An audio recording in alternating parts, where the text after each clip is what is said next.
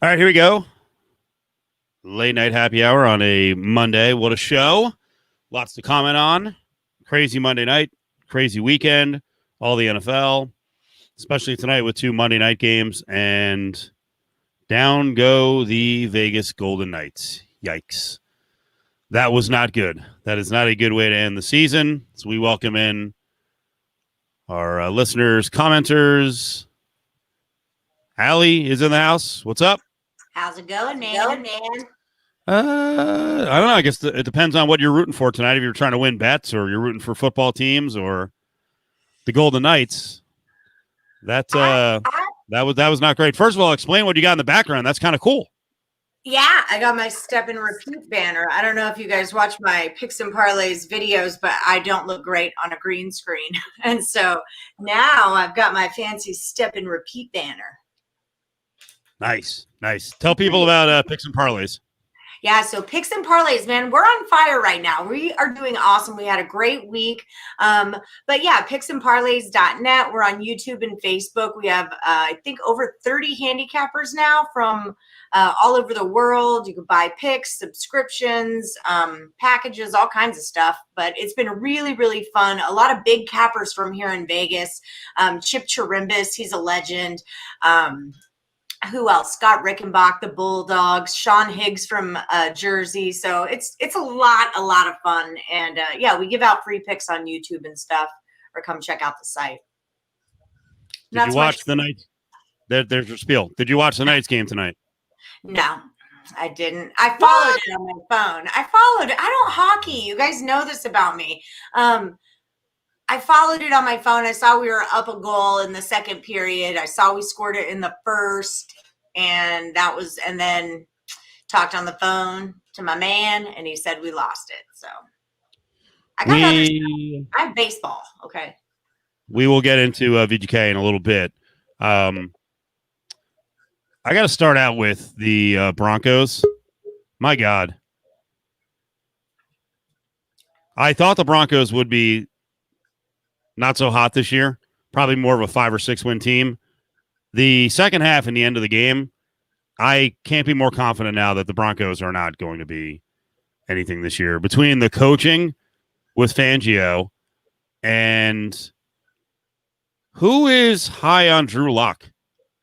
I don't get this, folks. I mean, he was killed by his receivers. Well, killed by a receiver when they were trying to run down some time on their last possession. Jerry Jeudy with a massive drop on first down. The ball was right there.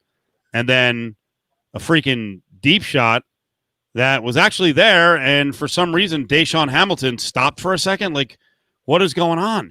And then the rest of the half, I know he had a good first half. I don't care, because when it counted, I don't know, man. Drew Lock was not very good. And Adam's in. Adam, how much of the Broncos game did you watch? I watched the answer. I didn't watch any of it. So Allie didn't watch the Knights game, and Adam didn't watch the Broncos game. Did you watch it? I had the double TV set up, and I watched both. Nice. I want to get to the Knights in a couple of minutes, but your reaction to the Broncos, and by the way, I had the Broncos in the Super Contest, so hallelujah. I don't know how I just got that, but what fucking buffoonery. Fangio down the stretch. Use your timeouts, jackass. Like, give your quarterback and your offense a chance to possibly come back. There's nothing like poor time management or poor clock management. His big strategy move was to freaking challenge whether whoever it was, A.J. Brown, was down or not, and that was it. And then he holds all his timeouts. Like, what are you doing? I think it was a double strategy blunder, I guess. I mean, I didn't love what freaking Tennessee was doing either. But he was way overthinking. So in his mind, he wanted to try to get Tennessee to try to kick a field goal, and which I think is stupid. Like I said, from the moment Denver went up 14-13, I was actually sitting with a sportsbook director, and I said, if they get a field goal attempt, can you set a live number? I will bet anything he makes it. I would bet anything that he makes the kick. And for some reason, in Fangio's mind, he's like, oh, man, if we get him to try a kick, he's going to miss it. Like, no, he's not. He's gonna miss a 25 or 32 yarder. Like, keep in mind, he was blowing it from 40 plus. But the guy's been around long enough. He was not going to miss a fourth freaking kick. No, just awful clock management. And you know what? I'll say this: if you bet the Broncos, you got really lucky. You know, if you had +2.5, +3, because Tannehill sucked tonight too. AJ Brown was I'm not going to say wide open, but AJ Brown was there for a touchdown.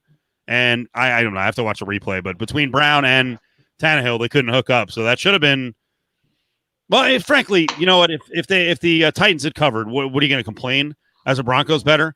Gostkowski misses 3 field goals and an extra point. So listen. You don't want to go crazy over a first game of the season with any of these teams because it's a week 1 after no training camp. But that last game of the week was just crap. Yeah, I mean, well, I don't know if it was crap. It wasn't well played, but I think it was fun. It came down to the end, and yeah. So I was going to get into the Judy drop. I think he dropped 2, but one of them they could have really run the clock all the way down, and they would have had the ball in plus territory to do so, which was bad. But again, it's rookie playing his first game, and your star receiver is out, and those things become factors in games, and we saw that play out tonight. I don't think it was a bad game though. I think it was a fun game. You said Tannehill sucks. I just thought the quarterback play in the second half was not good on either side. Locke was super efficient in the first half, and then I don't know, man. I just didn't think he was very good in the second. And if we want to overreact to week 1 and look at the division, I don't know that the Chiefs are going 14-2. I don't think they are, but we got questions about all 3 teams: the Raiders, the Chargers, and as Mike is calling them, the Donkeys. Well, Broncos only team to lose in the division this week. Yeah. So good start for the AFC West. I actually didn't think Tannehill was that bad. I thought he played pretty well for the most part. Yeah, the last play not great. But I thought he was pretty good for the most part. In fact, I had a very large bet on under for Tannehill tonight, and went over on that last drive, unfortunately, which sucked. What was the under? He was 241. Oh boy! And he went over on the last drive. But I can't complain. I had Broncos +3 and Titans money line. So, that was a live bet during the game, money line plus money, which was nice. So I can't really complain about losing the Tannehill one. But it was I thought it was, an ugly game, but a fun game. I thought it was, interesting right down to the wire, obviously. On the Raiders, Mike says no questions on the Raider offense. Okay. I still have questions, and I have questions. I got some questions. Yeah, we'll see what happens long term. It's not the biggest story of the night. We'll get back to the Raiders in a little bit, but man, hometown hockey team that went from like bonering up in the middle of the last series, right when they're scoring 5 goals, and all of a sudden Demko comes in for the Canucks and stymies them, to now we're looking at the team and they're like, all right, how many of these guys are going to be back? Yeah. So that's a storyline we'll get to in a couple minutes. But what do you think of what happened in the third period, Adam? I thought they stopped playing the way that they were playing, which was a big mistake. The way that they were playing for the last couple of, not even just tonight, the last couple of games, I thought doing a good job by using their offense, even when they weren't scoring, to control the puck, to keep the puck in the offensive end, to control zone time, and then conversely not allow a lot of great chances the other way. Now, the problem with that is that the chances they were giving up were really, really, really good chances. Yep. And so I think they kind of took that calculation of, hey, we're not giving up a lot playing this way, but the ones we are giving up are really, really good. Even though Leonard's saving our ass every time, like, we can't allow that to keep happening. So they decided to kind of go into a defensive shell and allow Dallas to stay in the offensive zone, and that created too many opportunities, I thought. And even though it wasn't creating shots, it was creating pucks to the net, and they got one complete fluke goal and then got another one off a rebound, which you've got to clear the guy. How many times have we talked about clearing out the guys from the front of the net and not allowing rebounds? And they allow one, and guy just skates to the net on his own and puts it in. And at that point, you're completely deflated. And I thought it was pretty much over. And then, obviously, poor Zach Whitecloud, who played. Explain what the penalty is there. So if you hit the puck over, if you're in the defensive zone and you hit the puck over the glass without touching anything, it's a delay of game penalty. And he wasn't even trying to do it. He just got caught up on chasing the puck down, skating back, and hit it, and it went over the glass and got the penalty, and then it led to a goal. And he's just sitting in the penalty box, just miserable, and you just feel awful for the guy who is a rookie who played his ass. He was so good in the playoffs, especially in this series, and then to have that the lasting memory of the season, committing a penalty that leads to a power play goal, just miserable. And you could see he's was he crying after the game? It looked like it. I will say I'm not. Didn't Tuck walk up to him, was kind of like consoling him, and I was trying to see if he was crying or not, but I couldn't see in the line. It looked like it. A couple guys were trying to console him. You just feel so bad for the kid because he played so well, and you would have come out of the season feeling so good about yourself and feeling so proud, and like you've made it, and you're a part of the team and all those things. And to have your season end that way, you can just see the misery on his face of, I'm sure he was just praying, don't let this power play turn into a goal. Don't let this end our season. And of course it did. Just brutal way for the season to end. I don't agree with this. They were playing like crap at the end of regulation, but you always got a chance in overtime. The penalty did matter. When you're lacking confidence and all of a sudden now you're 4v5, they had a shot. I'll tell you what, I'll give credit to Gary Lawless was just crushing them on radio in the third period, just talking about just sloppiness and lack of confidence. And then you saw DeBoer after the game. Did you buy it that DeBoer said, the Canucks series just carried over, that it freaking wiped out their confidence from a goal scoring standpoint, and they really never got it back? I mean, I think that it was pretty clear that that's what happened. They came in the series and just didn't score. I mean, they allowed 9 goals an entire series and lost. And got boat raced by the numbers. Like, I was thinking about it afterwards. I'm like, wait, like when history looks back on it, and because this is what happens, most people will lose sight of the particulars in a series, and you're like, wait, they lost 4-1 in a series. Yeah. And they gave up 9 goals. 9 goals, lost 4-1. Holy crap. It's amazing.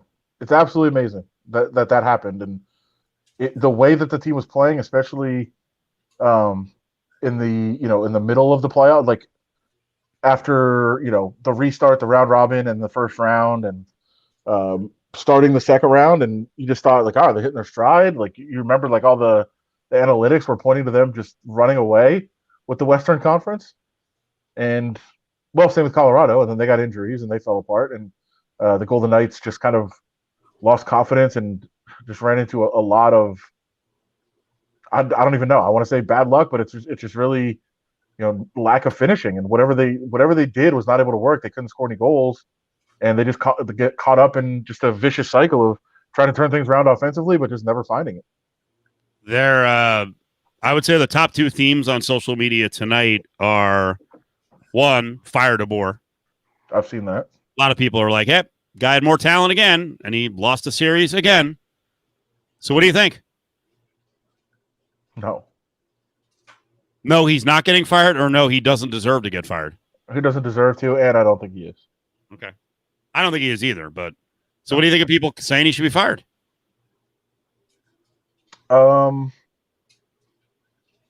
Again, I'm always hesitant now because you say that I don't understand the emotions and the fan part of things. I'm with you here that this is mostly an emotional reaction, but there are a lot of people out there who are like, hey, where were the changes throughout the series? Like, where was the shift? It was just like, hey, let's just keep going back to the well. Well, they switched the lines up. They switched the lines up, and they were trying to mix and match a little bit. The bottom line is you've got 6 basically star players under contract for a long time. Like, that's your core. That's who's going to be here. And all of them were fucking trash in this series. All of them. All 6 were trash. And you can, I think you can certainly make the case, and I think it was obvious tonight watching it, Mark Stone was hurt. Clearly, Mark Stone was hurt. And so, that was a factor in this. But you have a top 6 that's supposed to be this anchor for your team, and they're supposed to be these stars, and none of them did anything.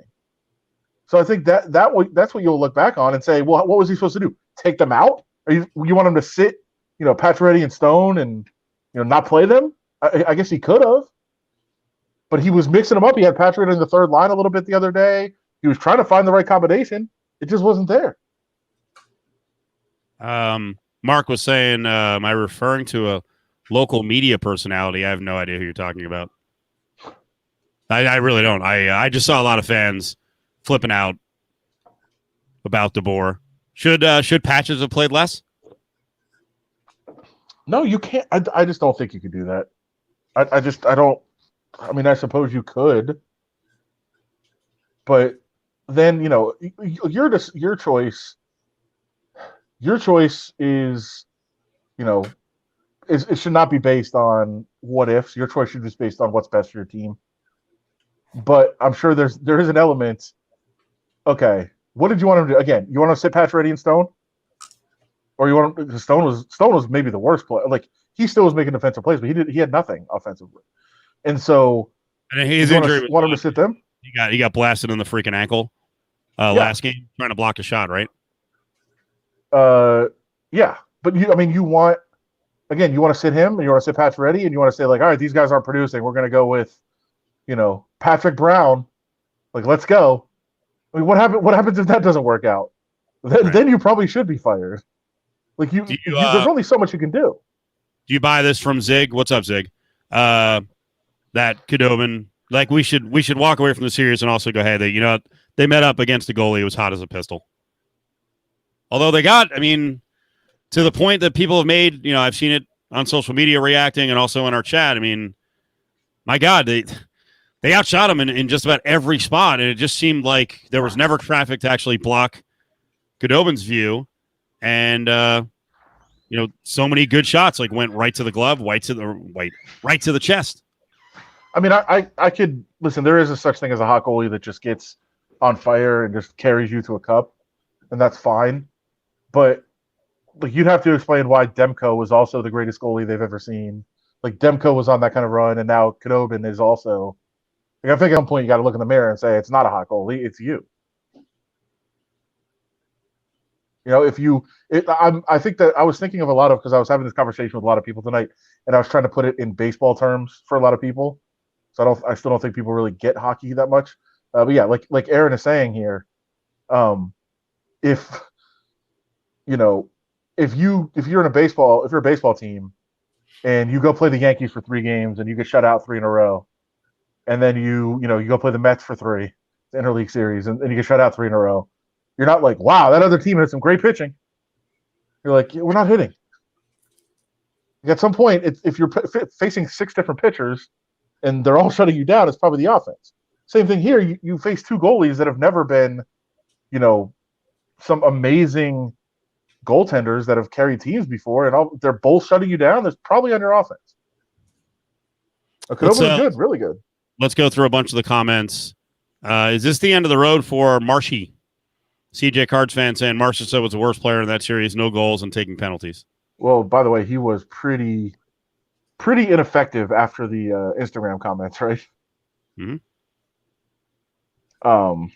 So yeah, I think there's a lot of things they're going to have to look at. But there's not a whole lot this team can do. They can find trade partners for a lot of these guys. Mm-hmm. But how much are you really going to remake the team? And do they need to be remade? I would agree that, it didn't work out for them here in the series, and they needed to change something up. But for most of the year, that wasn't really the case. Like, they were good enough for most of the year that we would have considered them to be one of the top contenders. We were talking, 5 or 6 games ago that, this team is unbelievable. They're scoring, left and right, high powered. They're wearing teams down. Third line's great. Ted says they're back in the West Finals. How do you fire a coach? You guys need offense. He also was asking earlier if you considered what tonight was as a collapse. 2-0 lead. No. Collapse. I don't think so. Again, it was a fluke goal followed by just a a defensive lapse of not clearing out the front of the net and, Leonard allowing a rebound. There's 2 goals against a really good team. And yeah, you want to hold a 2-0 lead for sure. And you're expected to. But I think if the fluke goal doesn't happen, then I don't think the other goal happens. I think they just started to feel the pressure after they gave up the 1. Do you think the bubble got to Marcel? It's possible. Are any of these guys going to talk about it afterwards? What do you think? We're gonna get some word out of dudes where they're like, you know what, it got me. Well, I will say that the time guys usually really talk, and the time there's usually a lot of conversations is the locker cleanout day. It's actually one of my favorite days to cover a sports team that I've learned. Right.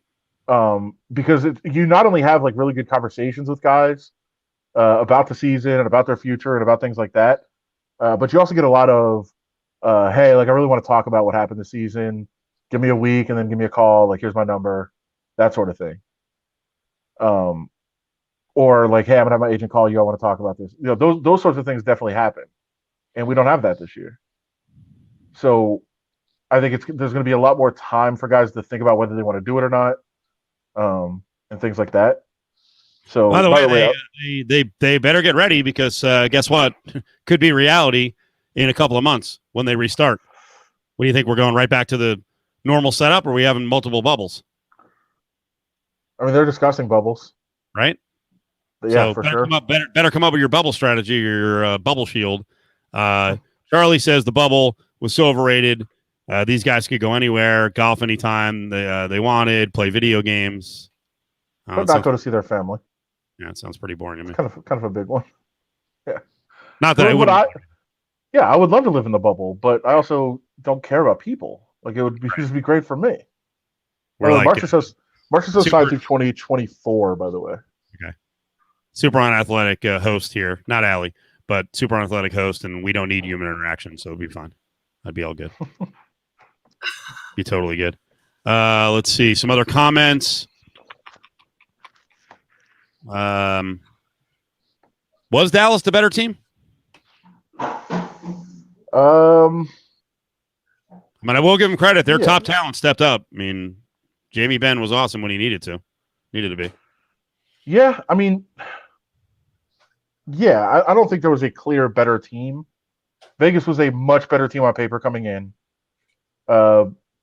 Dallas had, I thought, a pretty solid strategy of what to do, which was basically, hey, Vegas is getting 100 shots a game and they can't score. So just let them keep doing that. How many shots they want to take, let them do it. And we're going to get breakaways, and we're going to get counter breaks, and we're going to get odd man rushes and things like that. And that's how you're going to take advantage of the game. You don't need a lot of shots if you're getting such quality shots. And I think that was their plan. And, at some point you could say, well, Vegas could have done that too. That's not their game. It never has been. So then what, you want them to play Dallas's game? Is that what people wanted them to try to do? I don't know. Now, of course, you say you want to do something different because it wasn't working. But I don't know how much different you want to be when you were the best team on paper all year in the conference. Like, I think you assume that eventually you're going to find your game again.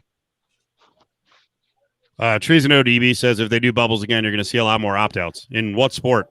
Not the NHL. These guys don't make the money. They can't skip a season. Yeah, it's a little tough. Rask walking away for a playoff run is one thing. No one's opting out. Zippo. But I think if they do do it, I think they'd come up with something like, you don't have to play in the bubble and then you can come back after we're done with the bubble? No, I think they'll play like temporary bubbles, right? Where, all right, go in the bubble and play, 10 to 15 games or whatever it is, and then maybe take a week or 2 week break, go hang out with the family, whatever, and then go back in. So it's almost like just long road trips. Someone said earlier, got to get rid of at least one player, assuming Fleury's gone. How do they make that work? How do they get rid of Fleury? I mean, that's the $1 million question. Actually, the $7 million question going into this offseason, because that's what they're paying. Yeah, I'll admit I do not know hockey salaries and movement well enough to even discuss this. I assume you do. Can you just move a player and then pay lots of the salary like, folks do in baseball? You can, but there'd be a cap issue with that, and I don't know what team. Listen, who's going to take on a 7.5? What does he make? 7 or 7.5?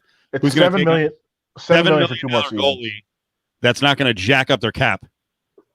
And how much will you have to pay to get the team to take the $7 million on?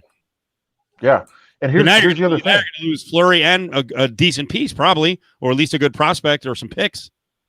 And also, I know. Listen, I know you probably don't want to get into this, and I'm sure people don't want to hear it.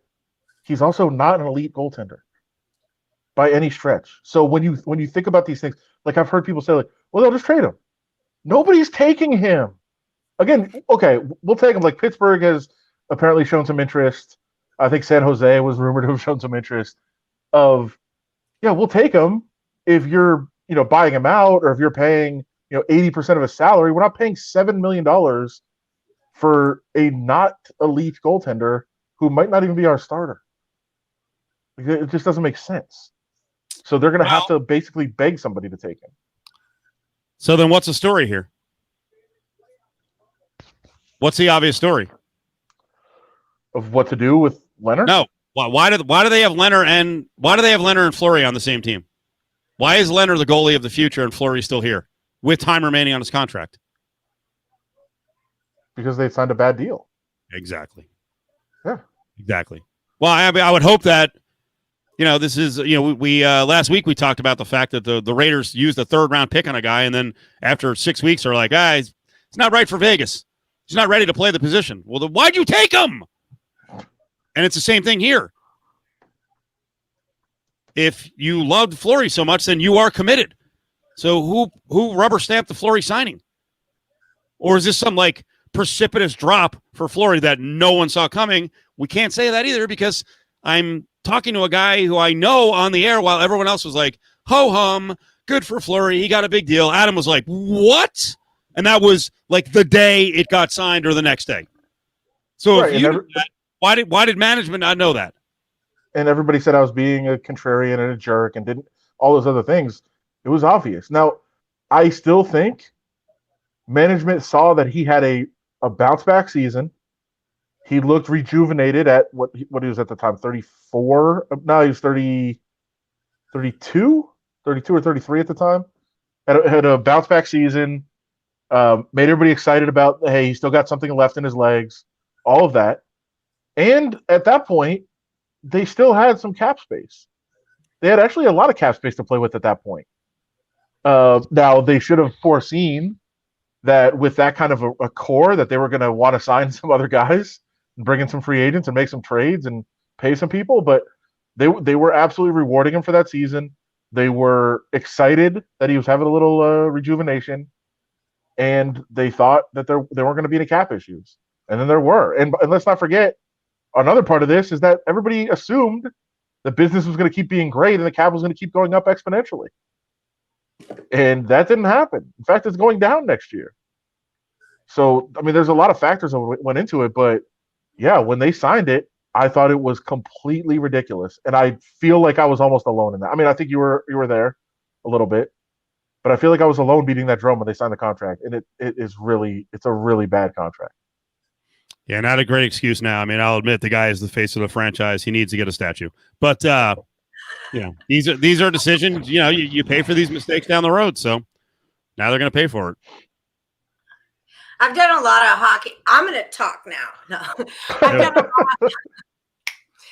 I've done a lot of hockey videos this week and the week before because of the playoffs and whatnot with the big cappers who are big on hockey. And I've asked all of them, I've told them about this, thing that Vegas is going through where we're split between our goalies and what do they think from an outside perspective. And every one of them says Fleury's got to go. That's it. And right. Well, that's Allie. That's the thing too. And like outside of this market, it's not a debate. Right. Like it's not a thing. Yeah. Like Greg Wyshynski was kind of weighing in on, hey, there is an emotional factor that you should honor. But he also last year he said it's ridiculous to play Fleury, and now he's kind of banging the Fleury drum, which is kind of goofy. But like outside the market, it's like, yeah, you have a star in Leonard and you've got a guy in Fleury who's old. Like, yeah. But here there is an emotional factor. There's a hey, but we like that guy factor, which shouldn't play into a decision. Well, and that's why it's worth so much to us and not worth anything to anyone else. Right. Yeah, and that's why it's going to be. It is the big storyline of this offseason. I mean, listen, I think the big storyline for a lot of people is what are they going to do with the goalies? The big storyline to me is how are they going to get rid of Fleury? Like, I think that decision's already been made, as much as people don't want to hear it. But it's how do you do it? Because again, he's also got a no trade clause, so he can control a lot of this. Ooh, I didn't know that. That's juicy. But he also wants to go. Like, I'm sure he'd be thrilled to find a place that wants him, that'll let him play. But he does control a lot of the situation too. This is like Carmelo Anthony and the Knicks. Well, if it turns out like that, then the Knights are going to be spent back for years. No, it didn't at all, because Carmelo called a shot. The Knicks basically got nothing back. That's a lot for Carmelo, is what I said. I was thinking for Marc Andre. Like, you'll be fine. It'll be all right. Yeah. Let's see. I don't know. I just need to say something, guys. I'm bored over here. I'm having a great conversation. Are you bored? Mike says, I'm kidding. Mike says playing 2.5 years, a statue for what? Bill Foley should build a statue himself. Yeah. He probably raised the value of the franchise $300 million. Ticket sales are now freaking through the roof to where they were booting people in years 2 and 3. They're like, okay, this isn't going to work. We're going to find some excuse that your season tickets aren't valid anymore. You know how much money the guy made for Bill Foley and how popular this franchise is, even if a lot of fans outside the market hate it? Yeah, that's part of year one. And Fleury will go down as, one of the great original Golden Knights. You may not think it now, but you're going to look back when you don't make a Stanley Cup final, for the next 8-10 years, how special year one was. So build him a statue. And maybe Leonard will get one too after he gets his 5-year deal for $5 million a year. But with Leonard at $5 million or Fleury at $7 million, is it even a question anymore? No. Leonard was fine throughout the series. Obviously, he got no goal support, and he only had a couple soft goals in this series, and that was about it. So the guy played awesome. But he's getting killed. He's getting killed by the Fleury stand, so that's not going to go away for a while. And that sting that'll remain for years. That'll remain for years. I agree with this. You're not from Vegas, but I do need a statue, just a small one. I don't think that's happening. Like I said, I'll build it myself. All right, Silver I'm done. Sevens. What's that? Silver Sevens. Yeah. We'll go out in front of Silver Sevens. Should go out in front of we should get one in front of a strip club. We're like the number one show in the country when it comes to doing shows at strip clubs. That's our legacy. Anymore. Sad. Not even open anymore. Why don't I ever get into those shows? I'm sure we'll be back at some of them when this stupid pandemic is done. So we'll have you out there. All right. I support single moms. I'm a single mom. Yeah. That's a great line. That was I think the sports pig used to say that all the time about how he was into supporting single moms. Come down. Support single moms. Oh, that was it. She's done. Just boot her? You booted her out for saying she's a single mom? This isn't a serious question, right, Charlie? I have no emotion about the teams I cover whatsoever. He doesn't care. He has emotions about teams that he covers against other teams. Like I'm sure he'll fucking punch the desk if the Chargers come in here and lose to the Raiders. A small part of him will be upset. I tend to still be able to draw the line. Like back when I was still a Bills fan and I covered Bills Raiders in Buffalo, it was emotionless. Right. We've also I think discussed before that I despised BYU as a team, but I kind of covered one of their runs and the newspaper you made you write basically become the BYU beat writer during March Madness, so that had to change. Mm-hmm. And then the great thing is you got accused of being a BYU fan.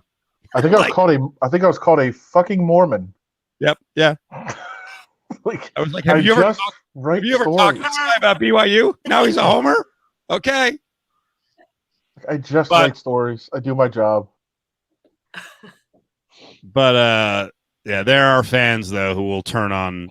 They'll make the narrative that you hate their team. Sure. Without really knowing you or knowing your background. Yeah, definitely. Yeah, you have to take emotion out of it when you're covering a team. There's some people that don't. You can tell by their work. Yeah. Or if you bet a team in the Super Contest and you come out, in the first 5 minutes of the video and just annihilate the Broncos, even though they did cover and I got it, but why would you be upset? I was so because it was annoying watching it. I'm like, this is ridiculous. They can, they can steal a freaking betting win here, and I got the break. The fact that it was 16-14 and Gostkowski missed 800 field goals, but it also goes back to what I've said part of last season and all offseason, that Drew Lock is not going to be a big-time quarterback. So, and he was down a weapon tonight. Any reaction to the Steelers and the Giants? Woof. Daniel Jones is what I thought he was. Yep. And the other one, and I know people don't get it because he's going to have big. I was on the Giants there. What happened with the Giants? Were you on the Giants? Allie? Uh-oh. Wow, that looks dramatic. She's crying. Her video's jacked tonight. She's gone. Oh, I was on the Giants, yeah. Was someone talking to me? I'm sorry. Yeah. I think you're delayed a little bit. Because now you're freezing and you have all these crazy shots. Yeah, it's awesome. Trying to do the impression. Can you hear me? Yeah, and then if you do that, you're Can you hear me? Wow. Now I think you may have to reset the computer because you're I hate that. That's the worst. Goddamn signal and computer issues. Daniel Jones was not good. And the other one, and no one will ever say that we said this. And this was before the draft, after he was drafted, and even at times during his magical first year. What do we say about Saquon Barkley and the way he runs? Well, first of all, so overdrafted. One thing. Yep, it was a terrible pick. Well, it's now it's hard to go back and say, hey, there was the guy in the draft, but it wasn't what that team needed. But he's an interesting back because he's Barry Sanders light in this. Barry Sanders had awesome runs. He was a great running back, but one small negative about Barry Sanders was he did get caught for losses often. And Saquon Barkley has so many negative or zero runs for a top 5 running back. It's crazy, but it's something we talked about. Even as he was piling up all the numbers at Penn State, he had the same thing happen to him at Penn State. But no one's going to buy that. Oh, you guys didn't say that. But it's weird, man. He can't have games like he did, and then you're relying on Daniel Jones, and he's just I don't know. Yeah, Gettleman's not going to be there long term. And again, this is overreaction Monday night to a Giants game, but there is a reason their win total was at 6. And I heard plenty of people who were like, "Oh, they're going to be good. Take the next step." All right, if you think. By the way, you know who's picked in the last pick of the first round that year? Who? Lamar Jackson. Yep. I mean, did you kill the Giants on that one?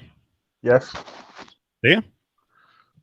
Yes. I mean, at the time, I think you were on the same page. If you'd ask me, who do you take, Lamar Jackson or Saquon Barkley? It's pretty easy. Not with that pick, though. Yes. Oh, stop. Or you trade it down. Did they have a second-round pick that year? Giants? Yeah. Could they have traded up? Yeah, they traded Will.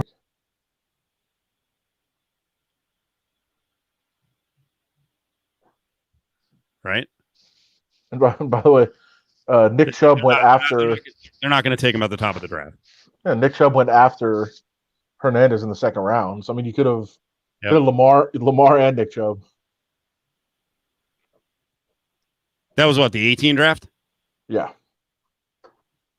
Well, the argument has been, consistently, I'm not high on taking running backs in the top 10. I know some of them work out here and there. No. And he's gonna have a good year. He'll have his numbers. He'll have numbers, but it's just not, the value is not there to take a guy at that point in the draft. You just can't take a running back there. Yeah. But of course, the other part of the argument that's flawed now is that none of the quarterbacks, the top level guys, have been lights out either. Rosen sucks. Yeah. Mayfield, Darnold, still too many questions about both. So again, he'll have a good year. It's just the Jones pick is the worst one. Of course. Versus, I mean, Barkley is still an elite player. He had a bad night tonight, but Daniel Jones, I just do not believe is going to be some elite quarterback. I don't either, and I didn't understand it. We talked about it in the offseason when, I think we had a Giants insider on. He was like, well, they feel comfortable and Daniel Jones is the quarterback. And I was like, why? What has given them that impression? First of all, the guy turned it over like 35 or 40 times last year. Maybe more.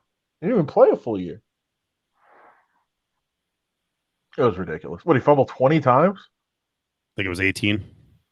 It's ridiculous. Do we blame it on the offensive line? I think it's part of it, and I think that's part of Barkley too. But guess what? That's the fucking point, Kent. When they took Barkley, you're like, no, take an offensive lineman. When you take Jones, no, take an offensive lineman. Because you'll be able to have maybe a lesser quarterback or a lesser running back. If you have a great offensive line, they'll still succeed. So, I mean, that's the point. And I guess they tried. They took Hernandez in the second round, but, wasn't I'm trying to see if actually, to be fair, I don't think there's a offensive lineman in the top 2 rounds that made the Pro Bowl yet. But I'm sure there's some guys that are pretty good. And you take, in 2018, you take Barkley, and last year you take Jones, but I feel like you could have gotten guys later at those same positions, but got offensive line. It built your offensive line. It's garbage. Yeah, the offensive lineman in that draft. You're talking about the Barkley draft or Jones draft? I was talking about the 18. Yeah, Barkley. Yeah, so the Barkley draft, McGlinchey went 9, so he's been good. Yeah.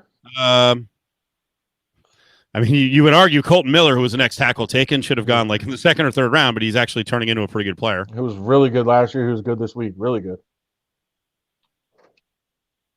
Yeah, that was a weird offensive tackle draft because the 3rd offensive tackle taken in the 1st round was actually Isaiah Wynn for the Patriots. Yeah. And he's just had a tough time getting on the field. And then the Daniel Jones draft, I'm just looking at who they Josh Allen went after him. Ed Oliver, Devin Bush. Jaguars, the good Josh Allen. Yeah. Jonah Williams, who didn't get to play, so the jury's still out on him. That's already looking like a weird draft in the 1st round. Noah Fant went 20. He had a good night tonight. Yeah. Matt Alley's back in. Oh, Jeffrey Simmons is really good. He went later too. Josh Jacobs went 24th. This is not working for me. I gotta adjust.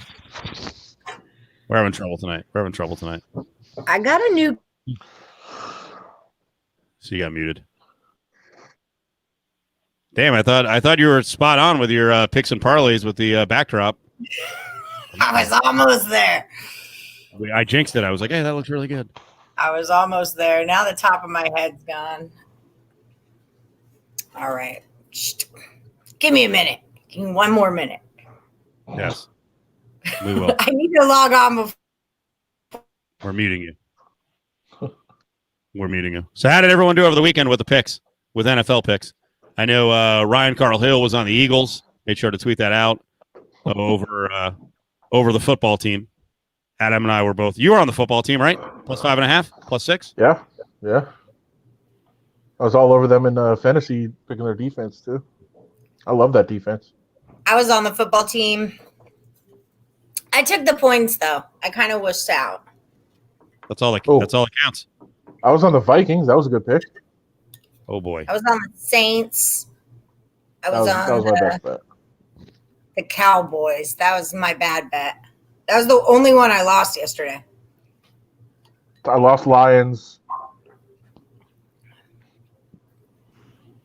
Pickle, send over your picks each week. Actually, you know what we're going to do on Wednesdays when the number comes out? Petra and I will make we'll discuss what picks we're considering because Seren and I have a team in the super contest. Oh, Charlie That LV, that's rough. Is that right? That's rough, man. Yeah, you know what? That is such a better story than I bet an 18 parlay and I had 7 and I got fucked on the 8th. That's so much better when you just get slaughtered all over the 8th. But it also sucks because you could have just gone the opposite and actually hit it. I know. I always tell parlay bettors, like, you should straight bet everything and then put it all together on a parlay. But that you actually would have lost more money that way. So it's probably good you did it like that. Saved money by parlay. Yeah. Ryan, you were 60% on what? I went back and looked at the stream. I picked out the Eagles you had, and I pointed out that Tiger Gator had I forget who we picked, but it was a loser as well. So I'll start tracking the picks. When we talk about them on Friday and Wednesday, I'll start tracking the picks.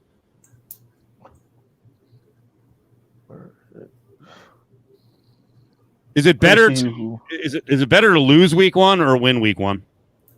It's always better to win. I mean, betting wise. No, I don't know about that. I think getting a swift kick in the ass week 1, as long as you didn't, spend your whole freaking bankroll.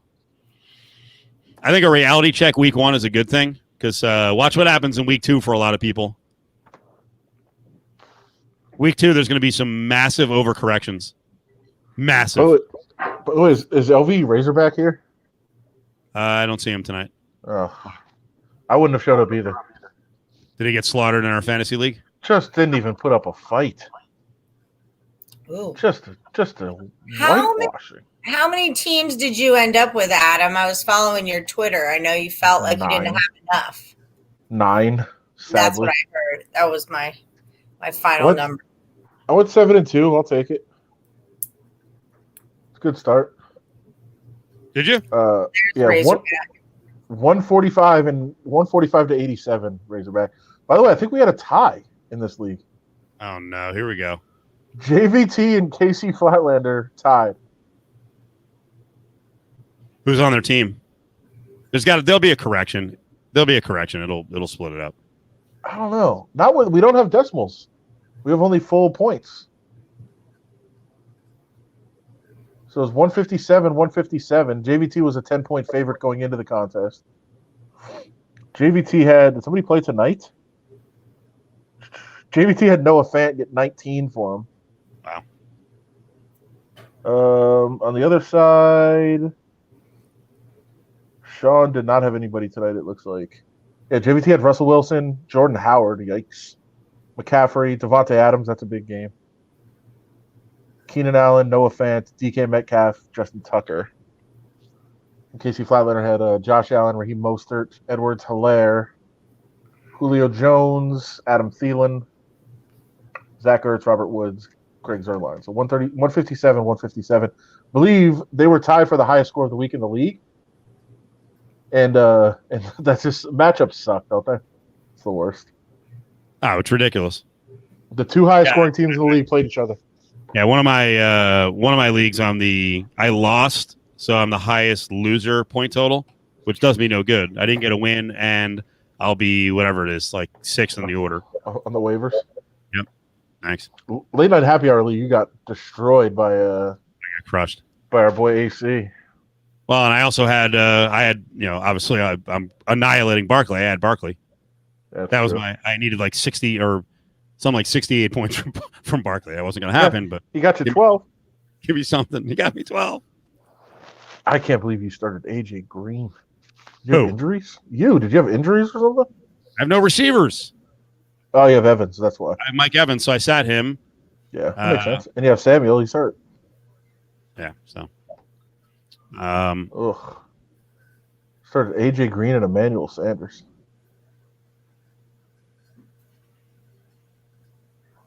Yikes. Good news for Austin Hooper though, with injury. Christ. Not him. No, he's fine. What was the injury?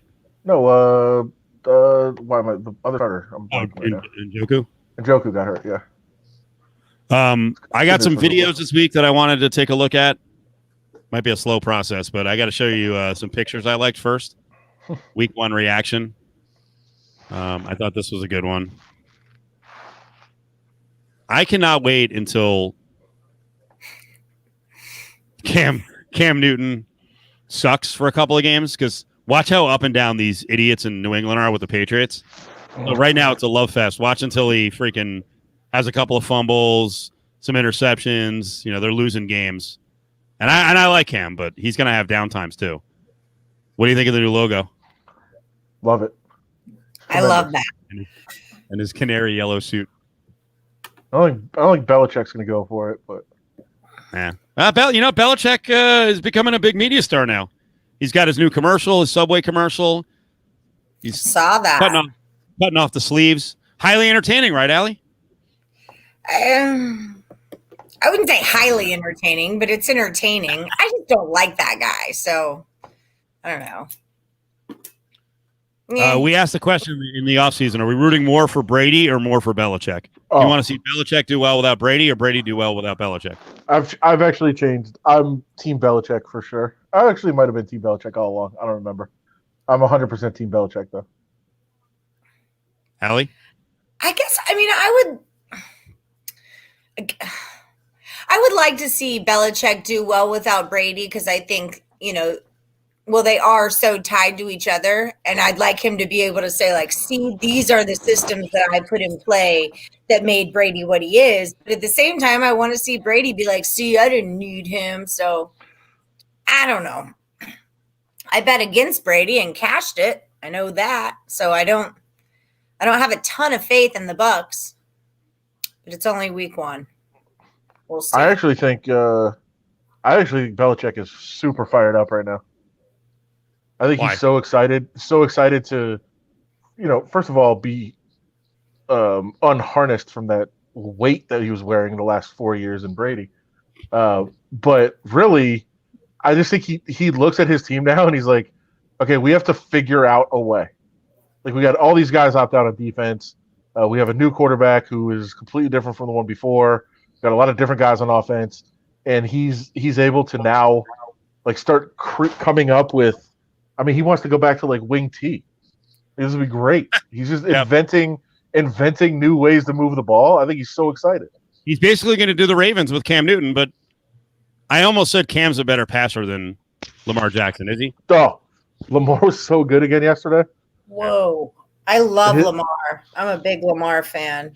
But obviously as a quarterback, just as a passer, though, he was really, really good yesterday. Now again, the Browns stink. But he was really good again yesterday. Oh, how about Washington being the only team in the NFC East that won? WFT for life. Glorious.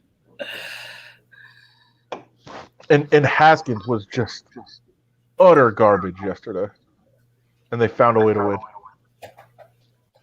Oh, boy. The happy pirate. Not so happy. Brady wiping a tear. Oh, boy.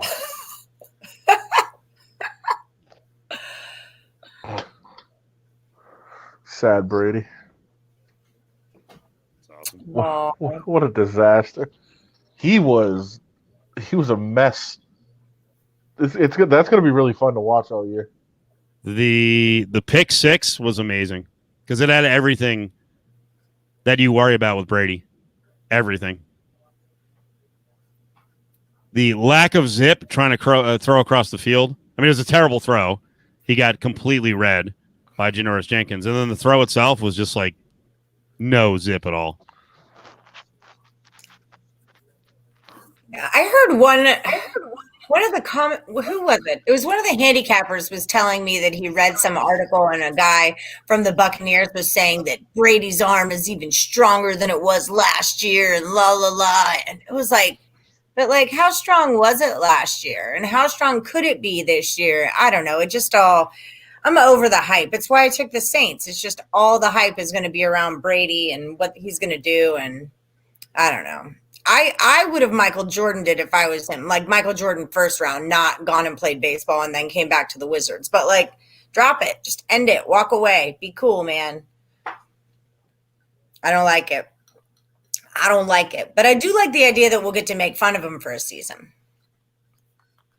Are you you were on the Saints? Are you ready to bet the Saints all season, or were there some points we got to worry about with the Saints too?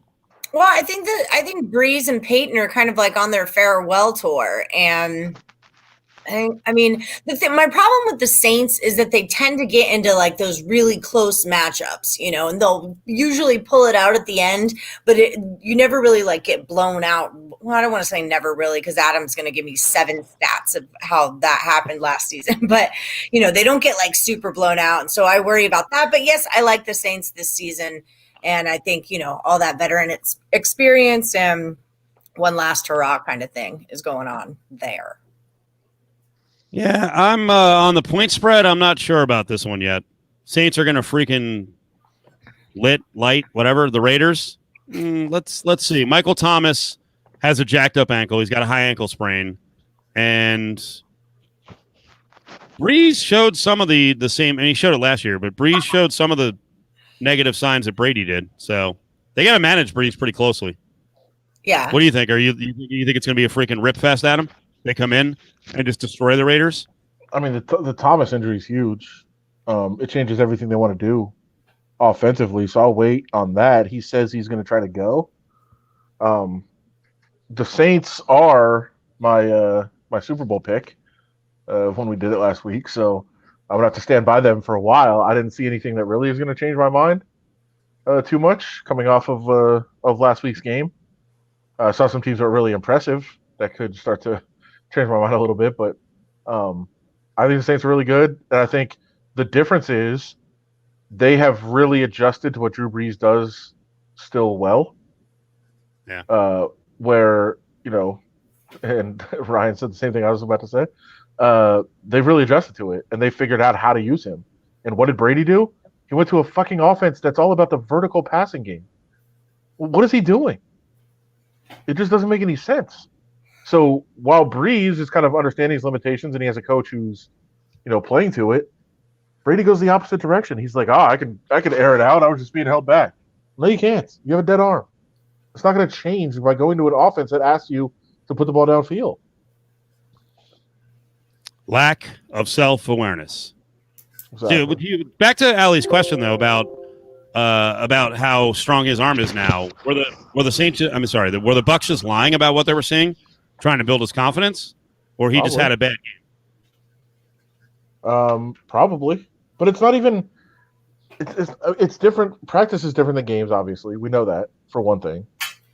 But I also just think, in that offense, like we've harped on it time and time again, but for those that, maybe have not heard it before, the first year in Bruce Arians' offense is a disaster for quarterbacks. I mean, they put up stats, but it's turnover worthy throws is the what the analytics guys use.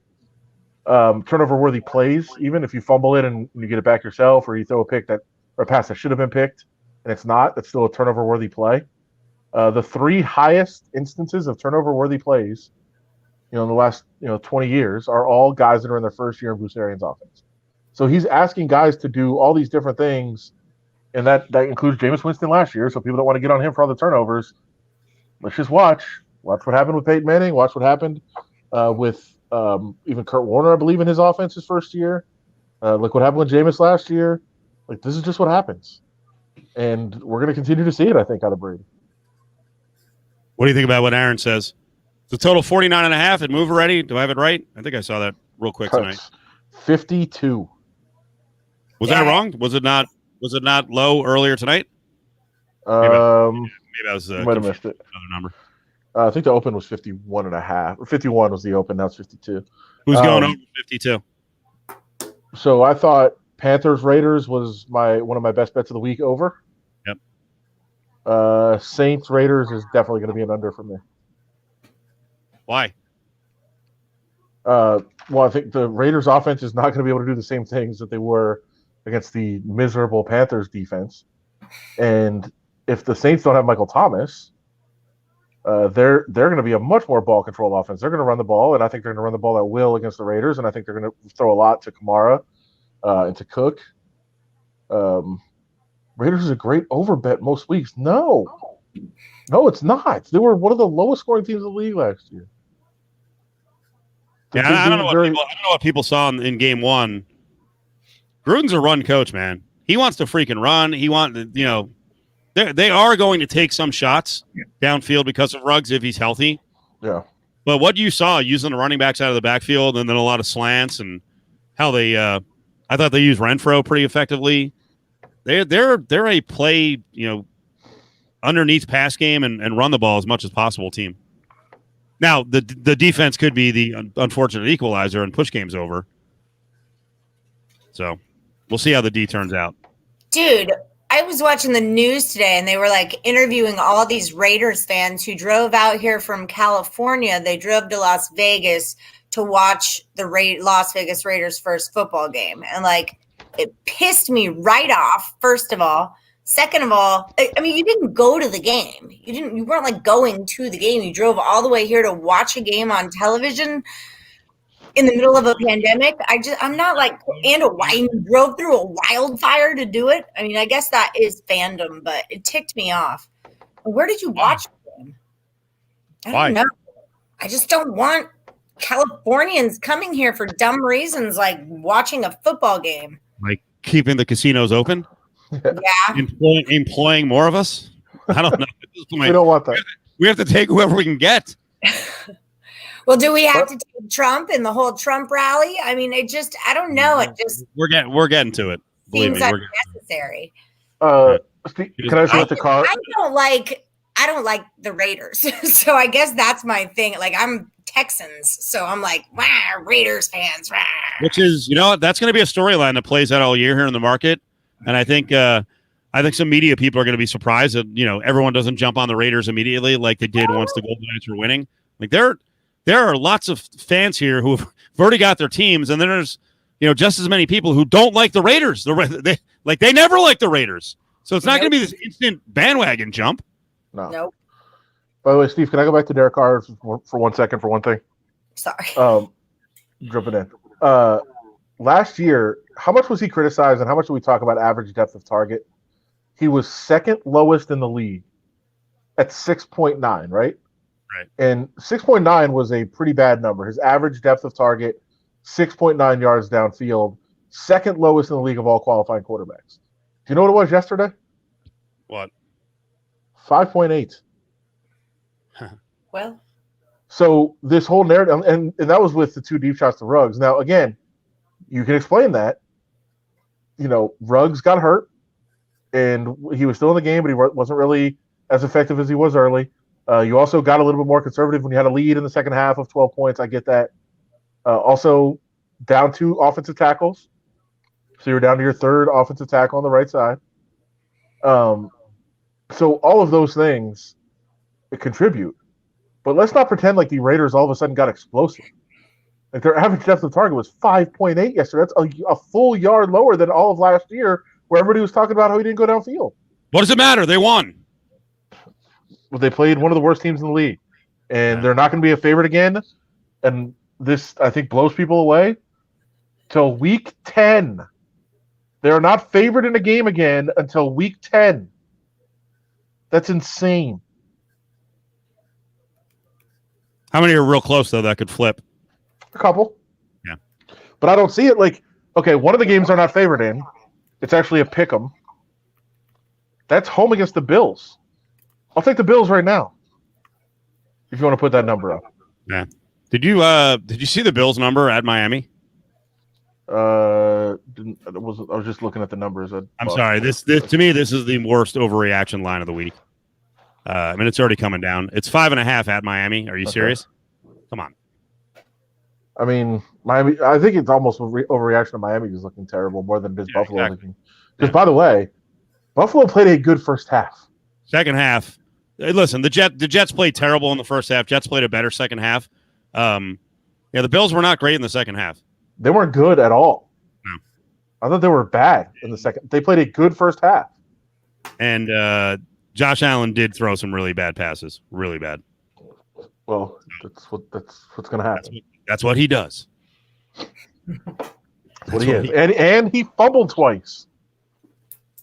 Like, so again, in the, this supposed breakout game that he had the best game of his career and everybody's going crazy about, 2 turnovers, several passes that could have been and that were just awful, and he played a good half.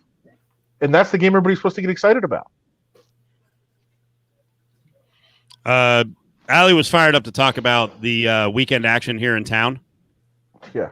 At the DJT rally at, what is it, Extreme Manufacturing? Henderson, of course. Henderson over on Eastgate, if anyone wants to go check out that business. Oh, my. Another Ahern business. Sisolak was fired up on CNN today. Fired up. I think he went on all the news channels. I don't watch all the news channels. Well, Trump said he wasn't aware of Nevada state ordinances, by the way.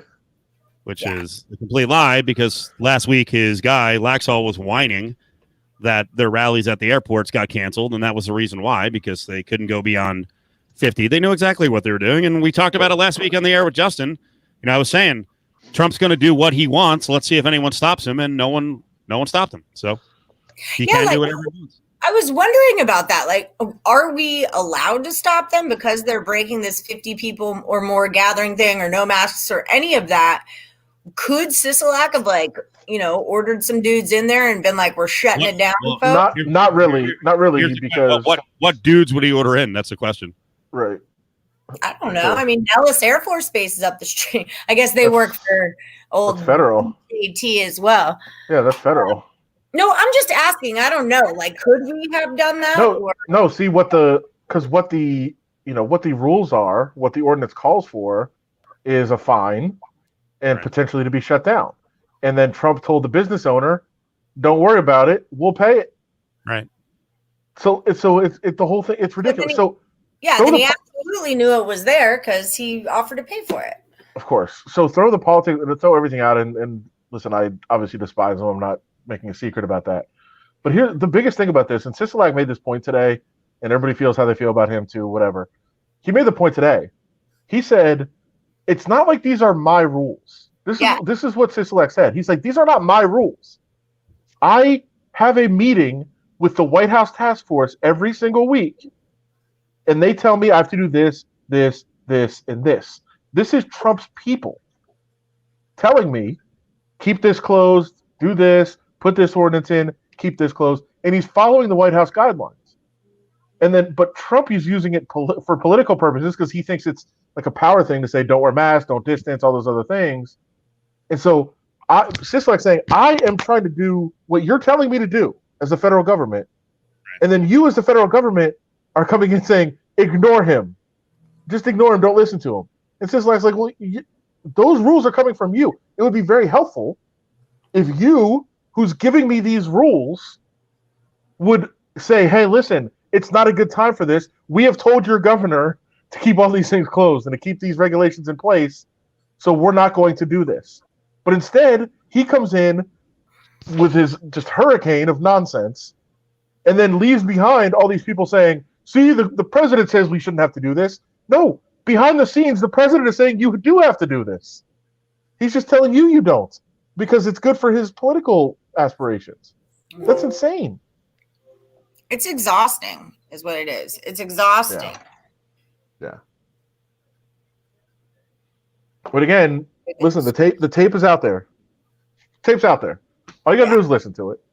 And if you want to ignore it or pretend it's not true, whatever, that's fine. It's his own words are out there, so just listen to it. What do you think, Adam, about Woodward holding it off? Because it was taped on August 13th, I believe. What do you think about it? A lot of it was taped in February. Yeah, I saw that. And then March. Yeah, it's a tough one. I've actually tried to talk to some of my, journalism mentors. I'm sorry. Yeah, I've actually tried to talk to some of my journalism mentors about this and try and get to the bottom of it and what the proper thing to do is. Obviously, I think as an American, you release it, you put it out. Yeah.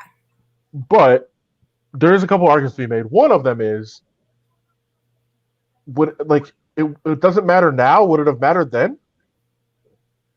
Wouldn't the same people have, listened to it and said this is awful and we need to do something that are doing it now, and at the time, the same people that are now are ignoring it and saying it's no big deal would have still said it was no big deal then. So I think that was one argument that kind of came out that I was like, yeah, you're probably right. Like, people have already made up their mind. They don't care. Right. Again, if he came out, if the tape was actually, hey, I invented this disease and I'm going to unleash it on the people, and the people that need to die are going to die, and this is great, his supporters would be like, yeah, that they probably deserved it. Yep. So what does it matter if he puts the tape out? Like, his supporters are not going to change their mind no matter what. So I do have a problem with it, but at the same time, like, I don't know that it would have mattered.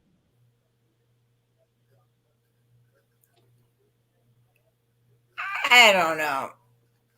I don't think it could have hurt because, like, back in February and March, it was like no one had really formed their idea yet. We still didn't know what was going on, and like shit's coming out and you're trying to figure it out. And, you know, I just feel like maybe in the very, very beginning, we could have been like, oh, we'll just stop listening to everything he says right now. Or maybe if he got called out on his bullshit real early on, maybe he would have made different decisions. That's crap, because you know he wouldn't.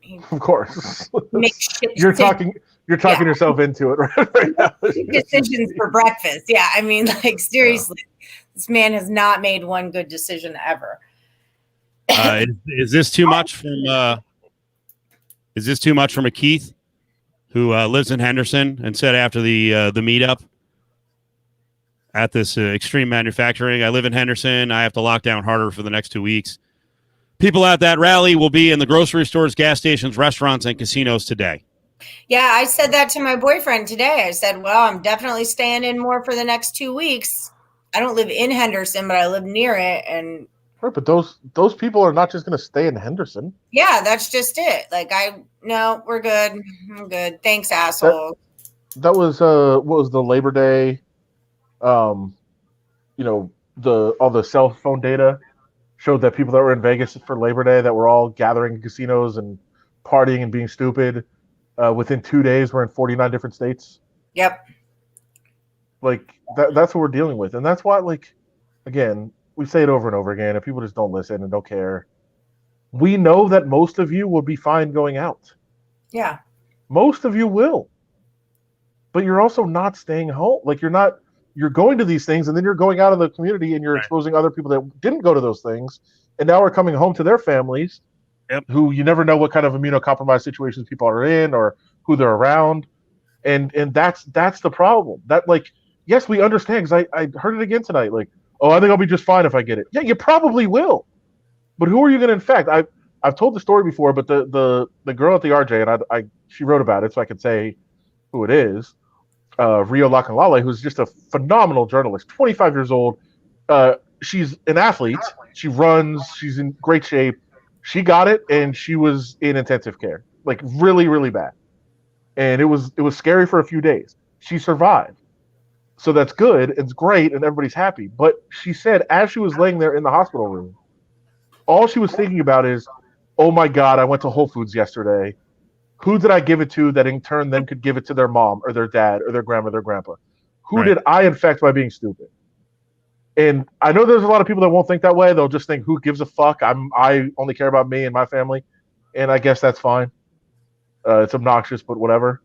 But, like, you got to think about that. It's not just you. If you're going out and exposing yourself, it's not just you. It's whoever you're in contact with, whoever they're in contact with, whoever they're in contact with. It's a circle, and it spreads. And that's why it is a problem.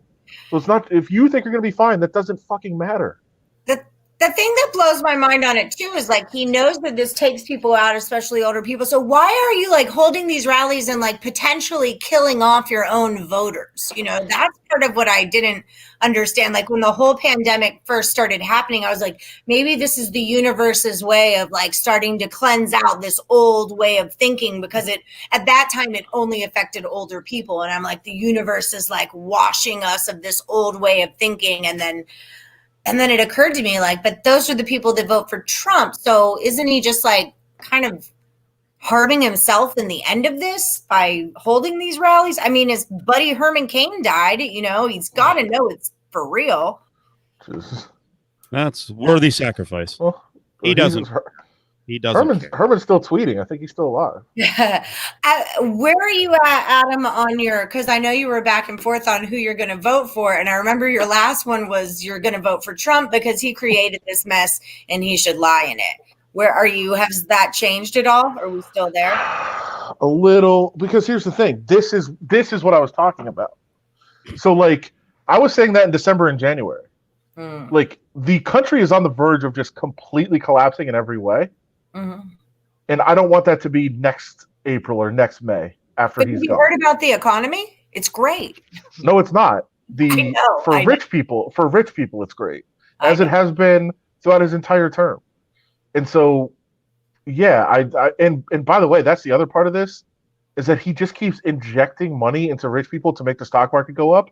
Yeah. Because he's like, oh, we'll just keep printing money and putting it into the stock market so that the stock market keeps going up. Well, we're going to have a price to pay for that too, a massive price to pay for that. And so this exactly what we're living in right now is the scenario I was envisioning for just after the election, where everything would just fall apart. But now it's here. So I don't know if I really have to do that anymore, but I do kind of still want to, because I do want to see, I don't want to see somebody else take the blame for the carryover effect of all this. He should have to take the blame for it. Adam, what's your reaction to your boy and his guys? Was Dana there yesterday? Because I know TMZ actually I saw a video with Henry Cejudo, apparently retired, but I guess he's still, I don't know. Justin Gaethje. By the way, doesn't Justin Gaethje have a fight against Khabib? Yeah. Coming up? Didn't Khabib's dad die from COVID? Yes. Why the fuck would Khabib fight him now? Well, he'll be tested 10 times. He's giving him the gift of a lifetime, being able to make all this money. Sure. Why would you fight a guy who just took that risk a month out from the fight when your dad just died from it? And by the way, who tried to also ban Khabib from coming to the country? Yeah. Wow. I mean, I still have vivid recollections. I mean, I know we've forgotten about it now, but when the Muslim ban was trying to go in place, I literally asked Dana White the question, if this passes, if it goes through, your lightweight champion will no longer be able to come to America to train or fight.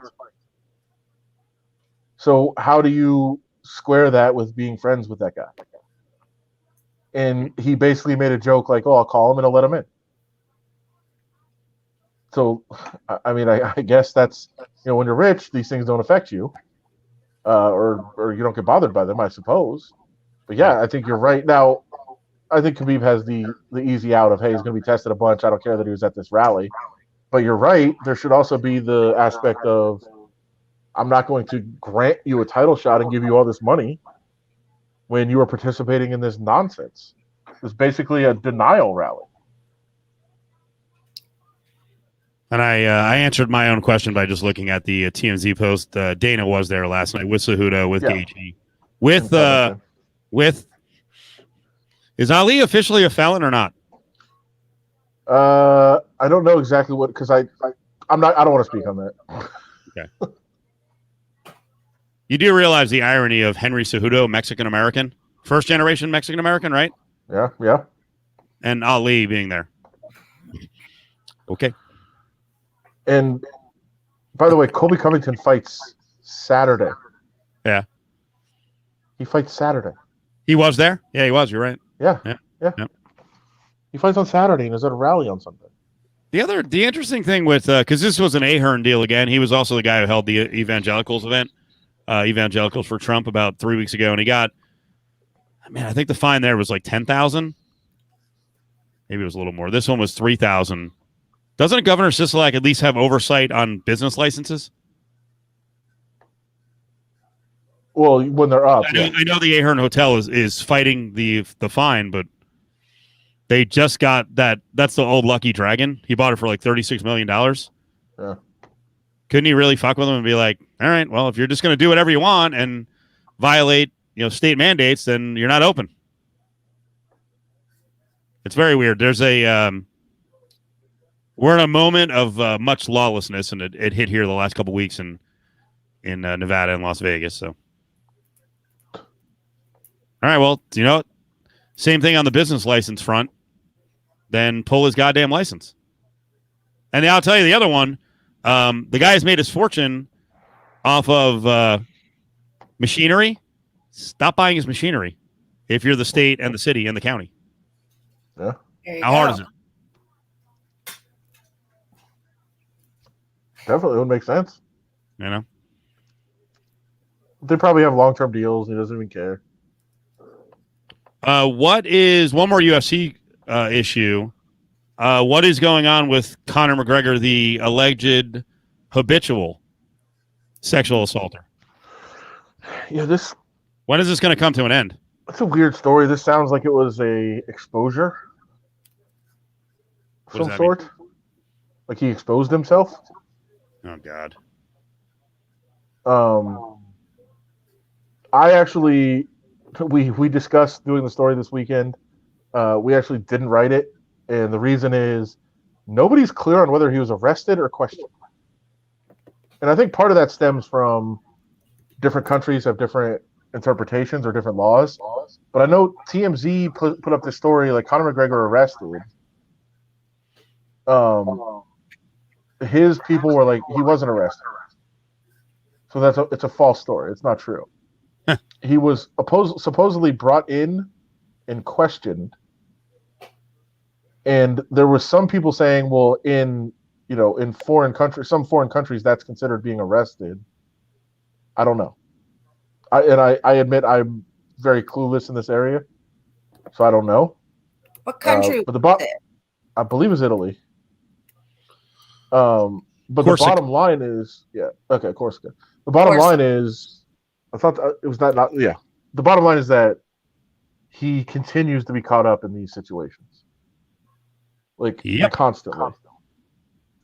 So, while his team told me first off the record and then said, I think in a public statement eventually, that he's accused a lot because everybody is just like, hey, he's gonna have to pay me off. So why not? But there's a lot of famous and rich people that don't go through this. Right. Or he's just a jerk off who's out of control, has been emboldened over the years by getting away with it repeatedly. Yeah. So he's going to do whatever he wants.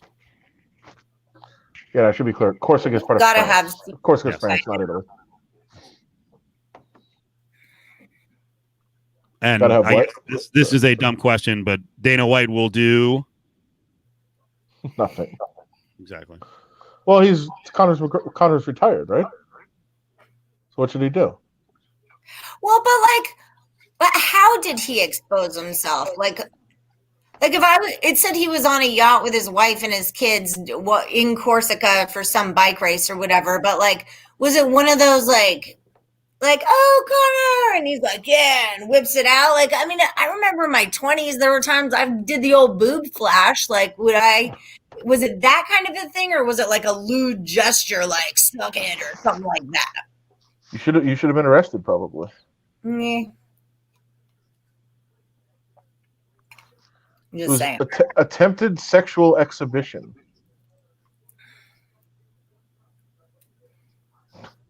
How do you attempt sexual exhibition, by the way? Yeah, I mean, you do it or you don't, man. Yeah. Especially flashing your junk. The bottom line, the answer to your question is there's not a whole lot of details. Right. Attempted sexual assault or exhibition. So that could mean many different things. Attempted sexual assault for exhibition.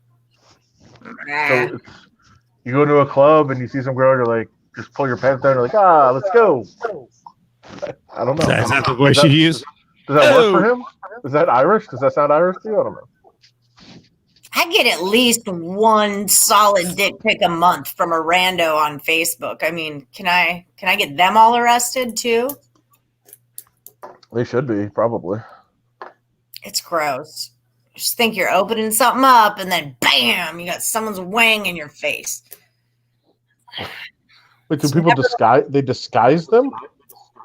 No, it's like I open, I have my messenger and I'll pop my messenger and it'll be like, someone sent you a message. And I'm like, okay, what's that? And then it's like just a picture of a dude in his wang. And a lot of times they're in the kitchen. Is that a thing for guys? Is that the spot to whip out your wang? Is the kitchen? Are they telling me to get in the kitchen if I'm a woman? I think so. I'm just not sure on what the whole. Now hundreds have gathered here in front of the Washington What do you building, calling for the hold on, I'm punching up a video. What do you tell women who take these things seriously? Because you seem to have a sense of humor about it. I mean, I guess it's all done. It's just how it's done. I mean, age appropriate would be one thing. I mean, don't go flashing yourself to a child. Maybe Good advice. That would maybe be a guideline. I don't know. I do kind of take it lightly. If you're just flashing your stuff, you're flashing your stuff. I can see how it should be illegal and inappropriate. But like I said, I was a boob flasher. So like I can't be a hypocrite here. I don't know what to say. The difference is maybe that people want to see boobs, but they don't want to see wangs. Guys and girls are different that way, maybe. I don't usually use the word wang. I don't know why that's my word choice here, but I don't know. I know a woman who was like really, really fired up about the Anthony Weiner pictures. So everyone's different. Yeah. Well, if it's like in a workplace, if it's a workplace environment and this is your boss doing it, I'm not okay with that. But I'm just picturing like I'm walking down the street in Corsica and some guy flashes his dick to me. Like, I'm all right, dude, thanks, but no thanks. And then I go about my day. If it was my boss or someone more important, if someone like, I don't know, grabbed me by my pussy, I'd probably have a problem with that. Just depends on who it is, right? Do we have another word? Can we use, what do we use? Like pussy? I don't know. We were coming up with alternate words so we can use it on the air. I do need an alternate word for pussy. We came up with clunt and fudge. I was definitely thrown off when somebody used the wrong hole, gentlemen. No, that's different. No. Fudge was for fuck.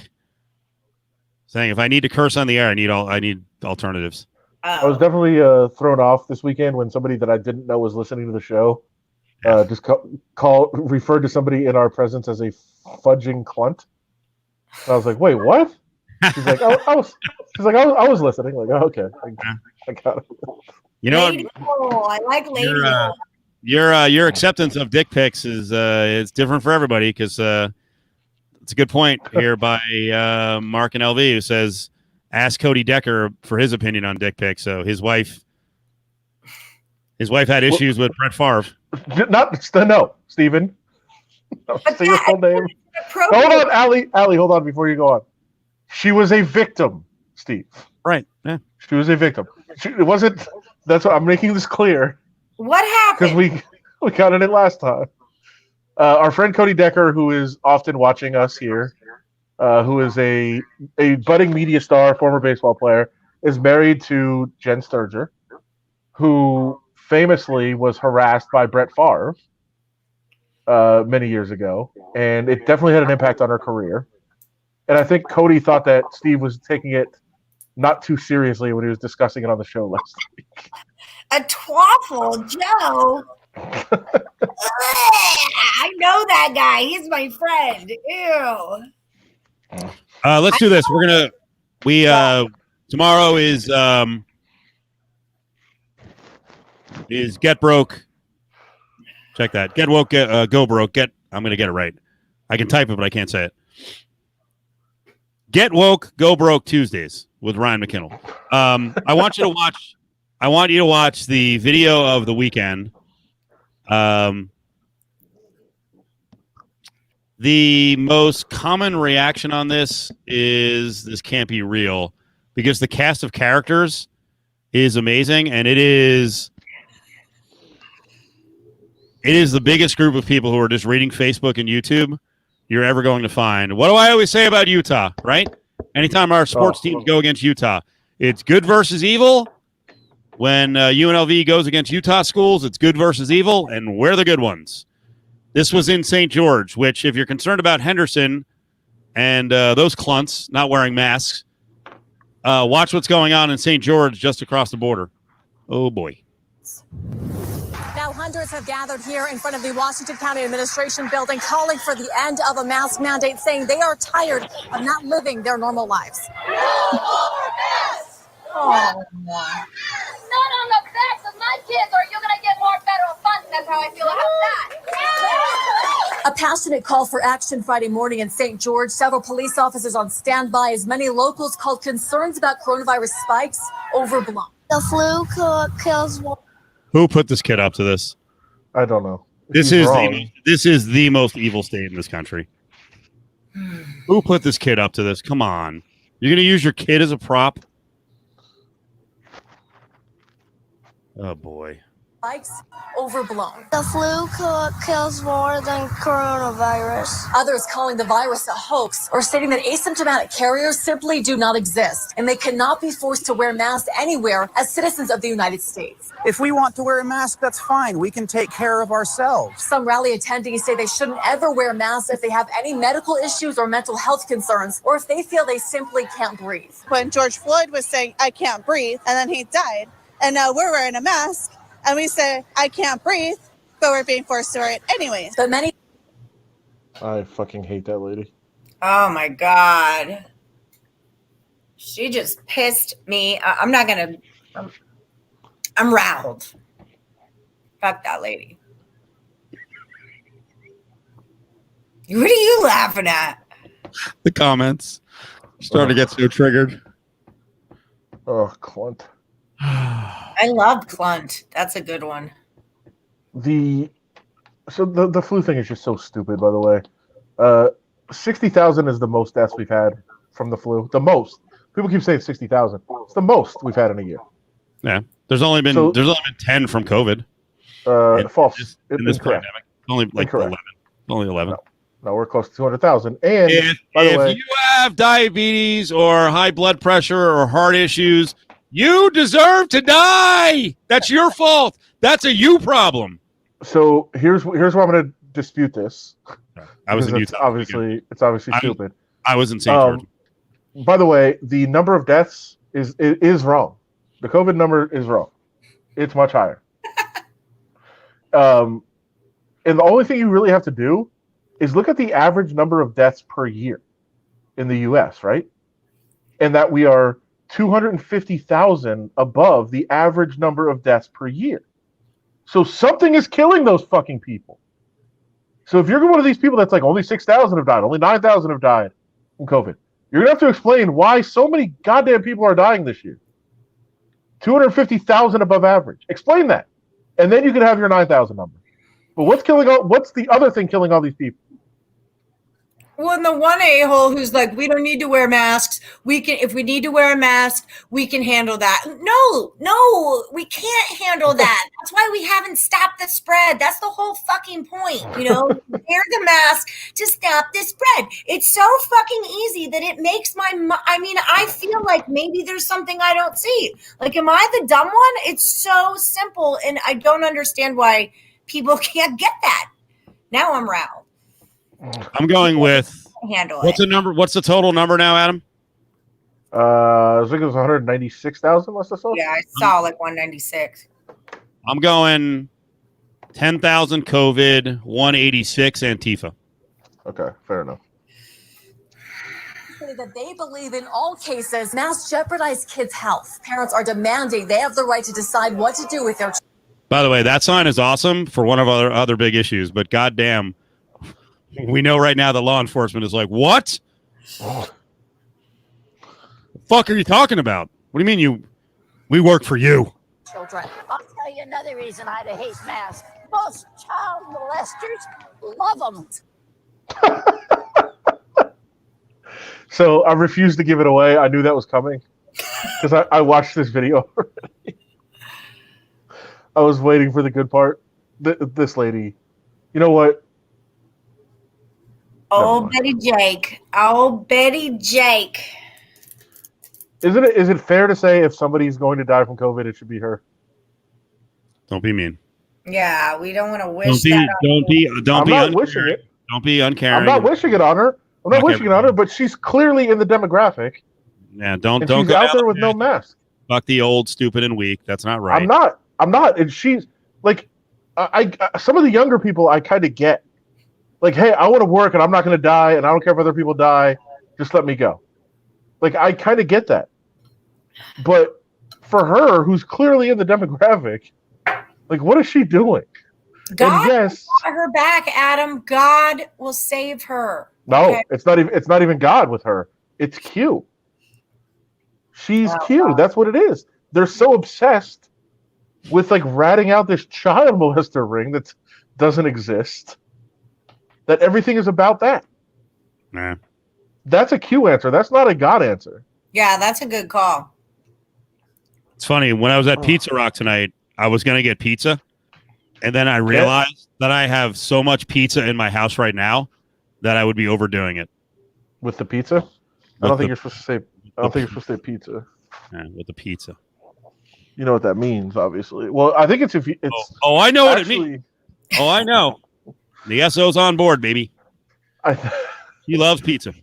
I actually think, isn't it just if it has pepperoni though? I don't know what that means. I think it's just pepperoni pizza is like the real secret. Oh, well, you know what? She's not on board. I got a where we get pizza from? Oh, we went to Verrazano. We got a half plain, but I had to get my pepperoni, so I got half pepperoni. Good. And then I got a frozen. I got a frozen one last week. It was like Ultimate Mike's or Crazy Mike's. Monster Mike's, and it was like a shakaroni, but I wasn't giving to what's his name there, Schnatz. So I've had pepperoni pizza. I've had pepperoni pizza for like 8 straight days. Can you rewind and watch that's filthy. Can you rewind and watch this video again? Pepperoni pizza. Don't be a jerk off. It's gross. It was my kid's birthday over the weekend. I've been eating pizza for a week too. Oh, you're disgusting. Let's read this one. Ready? Another reason I hate masks. Most child molesters love them. School administrators responded. By the way, I love the report. The reporter knows exactly how insane this is. Of course. So she plays the old lady going, most child molesters love them, right into the next line. And saves it to the end. I don't ever remember a child molester like, and you wore a mask. Like, I watched my Dateline, and I don't like remember that as like a character trait. Bank robbers, yes, definitely. Surgeons, yes. There are people at biker gangs, totally. The child molesters, don't they have lollipops? That's their deal, like lollipops, right? Pepperoni. Or pepperoni. That's Steve molesters. They're trying to lure Cofield into the van. Steve, I sent you a video also because of course we need more videos on here. And it just exactly what you're talking about here. And I'm telling you because I am on the peripheries of the news business, Steve. When these people go out there, especially now as a TV star, when these people go out there, these producers, these camera people, these anchors, this is what they're hoping for. They're hoping for this crazy lady, the old lady who thinks child molesters wear masks, the kid who has the false information from social media, all of those things. That's what. Yes, she did actually. That's what they're dreaming about. And we say, I can't breathe, and then he died. Or if they feel they simply can't breathe. Was saying, I can't breathe, and then he died. And now we're wearing a mask, and we say, I can't breathe, but we're being forced to wear it anyways. But many stated that they believe in all cases. So, but what I mean, the bottom line is this is just what the news crews are looking for, and I think people know that. Most sane people understand when you see a report like this, that's what's going to happen. But I actually sent you like one of my favorite videos of all time of one of these scenarios where the news people go out to the scene of something crazy that's going on, and they strike gold. Every single person they talk to is just batshit fucking crazy. And I just convention. Yes, I just imagine like showing up to like first. This one is about as good as it gets. I mean, you got gold from like 4 different people. But it's like it's a dream for a producer to go out there. They probably only had to stay like 20 minutes. the first 4 people they talked to just gave them gold, and they're like, "We got it." Yeah, we got it. But it is, and it is what some people hate. Like, I think when people talk about hating the news and the media, I think this is kind of what they're talking about. Like, why are you showing this out of context? And I don't mean out of context. You're showing this video without telling people. Like, you should have something on the screen when that little dipshit is talking that's 6 years old or whatever, and be like, yeah, this is not actual fact. Like, this is not true. This kid is not a fucking scientist. There's no opinion here. Why just let people judge for themselves? Or we're right, but you're just presenting. You're letting this nonsense have a platform without putting it in proper context. That's a problem. It is. I mean, you should not just allow people to say whatever the hell they want to without putting it into context when it's absolutely not true. And then there could be some idiot out there who thinks this is real. I don't know. There are a lot of idiots out there that think it's real. I'm punching up your video here in a second. Just in time, St. Patrick's Day. It's 2 minutes. Is this old? Yeah, oh yeah. Very old. Is this is this a leprechaun from years ago? Yes. I just love it, though. I don't think many people have seen it. Every single person they talk to is just gold. Crowds are coming by the dozens to get an up. There's a ghost sitting in a tree, and people are like keeping vigil. I'm gonna play. You're getting all antsy. I'll play it. No, I'm just explaining to people before we watch the video. It's a good one. It's Alabama. Patrick's Day, crowds are coming by the dozens to get an up-close view at what some say is a piece of Irish folklore. Some people in the Crichton area of Mobile say a leprechaun is taking up residence in their neighborhood. First of all, she had trouble spitting out the line before that because she knows how ridiculous it's going to be. And then she just goes, she's like, like she knows this. You're right. This crew is like, holy shit. They had gold. I'll guarantee you that the producer that went out on this site was like, I can't believe you're sending me out here. They got out there, they called back into the studio, and they're like, you are not going to believe the freaking gold that we have. There we go. A leprechaun. NBC 15's Brian Johnson has more. Curiosity leads to large crowds in Mobile's Crichton community. Many of you bringing binoculars, camcorders, even camera phones to take pictures. To me, it look like a leprechaun to me. All you gotta do is look up in the tree. Who else seen the leprechaun? Say yeah! Witnesses say the leprechaun only comes out at night. If you shine a light in its direction, it suddenly disappears.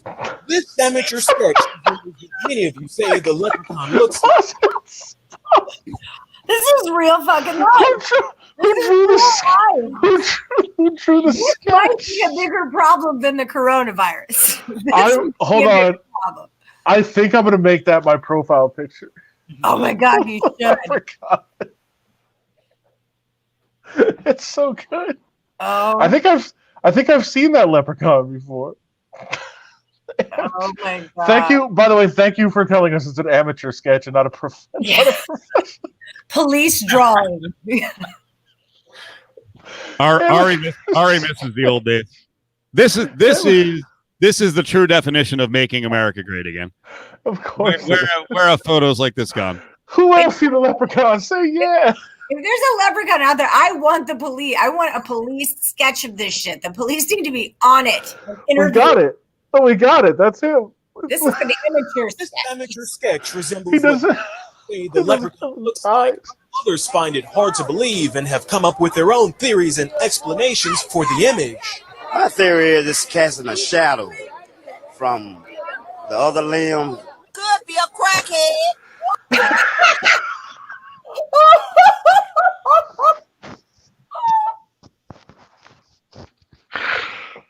Let's get her whole statement. Could be a crackhead that got hold to the wrong stuff. And play a leprechaun. We're gonna get down to the bottom of this. You're still on there, guy. Don't be afraid. Don't be afraid, man. This guy helping to direct traffic says he's prepared for his encounter with the leprechaun. He's suited up from head to toe. This was no spells right here. Leprechaun flu been passed down from thousands of years ago from my great grandfather who was Irish. And I just came to help out. Others just came to get lucky in hopes a pot of gold may be buried under. I'm gonna run a backhoe and uproot that tree. I want to know where the gold at. I want the gold. I want the gold. This is Brian Johnson, NBC 15 News. Can they keep it together? Can they keep it together? Oh my God. Any shot? Do they just go super serious? I would say yes, only because I don't think I've ever watched this part. I would say yes, only because they have watched this 100 times backstage. Like in the control room, they've watched this 100 times already. You know TV better than we do. You're a TV I'm a star. guy. Exactly. You ready? Here's a reaction. I bet it's probably muted. People will do anything for a pot of gold. I mean, anything. You know what I like? I like the amateur sketch of the leprechaun. It looks like somebody got a really good look at it and got that good drawing out Who there. did? That is good. Oh, The sketch had no nose or mouth. Like, I just got dumber. That's what happened to me there. Oh my God. I love that story. It's one of my favorites ever. It's so good. That was brilliant. I'm a different person now. You changed me. It could be a crackhead got hold of the wrong stuff. I like the scientist guy. He's like, it's clearly a shadow. Yeah, thanks, sir. Yeah, let me break this down for you guys. But why? But hold on. Why is that dude out there? Like everybody else thinks there's a leprechaun. This guy's like, nah, it's just a shadow from one limb to the other. But he's still there. I am Irish. I've never even heard of a leprechaun freaking flute that gets passed down through generations. Like, where did that come from? My leprechaun flute that my great-granddaddy made. You're the wrong kind of Irish. There's a leprechaun problem in Mobile. In Alabama. Yeah. Oh, my God. It's so good. That sketch is just, it makes the whole thing. Oh, my God. So perfect. All right, we end on a happy note. Everyone come back tomorrow night. You guys can all fight in the chat room. That's entertaining as well. But we're back tomorrow night at 10:30 as McKinnell's back and Alex is back. What do you got going on the rest of the week with picks and parlays? Well, actually, I just started doing a live show every Wednesday and Friday at noon. Las Vegas time, 3 p.m. Eastern. Every Wednesday and Friday, it's with Nick Parsons from the Insiders Room, and we team up, and it's called a live cap. So basically, we just go over 4 games that are going to be happening that are going to be happening that day, and we try to do like baseball, basketball, football, and hockey when applicable. But yeah, tune in. It's posted on my Facebook page, Allie Burns, or at Plus Money Honey on Twitter. Check it out. You can comment all the same stuff we're doing here. So, I'm really excited. We're in our second week of it now. And don't forget to like and subscribe to Picks and Parlays on YouTube and check out picksandparlays.net.